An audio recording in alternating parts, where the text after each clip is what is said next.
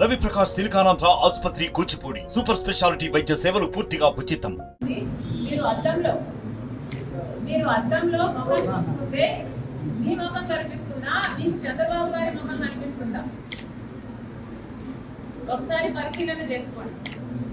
మీకు ఎందుకు ఇంత చంద్రబాబు గారి పిచ్చి పట్టిందో జనాలకు సమాధానం అవసరం. ఎందుకంటే అర్థం కావటం లేదు. సునీత ఇంత గట్టిగా ఈ రోజు న్యాయం కోసం కొట్లాడుతుంటే మీరు చెప్పాల్సిన సమాధానాలు ఈ రోజు వరకు చెప్పటం లేదు. చెప్పకపోగా చంద్రబాబుతో మేము చేతులు కలిపామని చెప్తున్నారే, మీరెందుకు మీ గురించి సమాధానం చెప్పటం లేదు?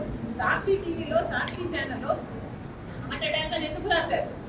ఇల్లంతా రక్తమైతే, గొడ్డలి వేట్లకు బలైతే, ఆయన తలలోని ఎంకలు బయటకు వస్తే, ఆయన మెదడు బయటకు వస్తే, మరి సాక్షి టీవీలో హార్ట్ అటాక్ అని ఎందుకు చెప్పారు? దానికి సమాధానం చెప్పండి.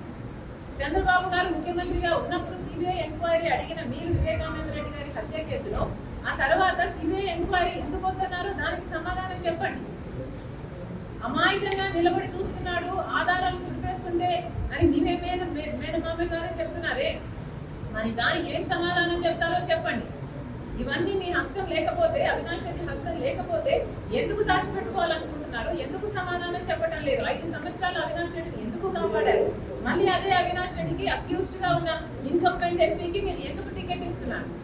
మీకు చంద్రబాబు గారి పిచ్చి పట్టిందేమో అని నాకు అనుమానంగా ఉంది. ఒకసారి అద్దం పంపిస్తున్నాను మీకు, దయచేసి అద్దంలో ముఖం చూసుకొని మీకు మీరు కనిపిస్తున్నారా లేక చంద్రబాబు గారు కనిపిస్తున్నారో ఒకసారి టెస్ట్ చేసుకోవాలి. నమస్తే అండి.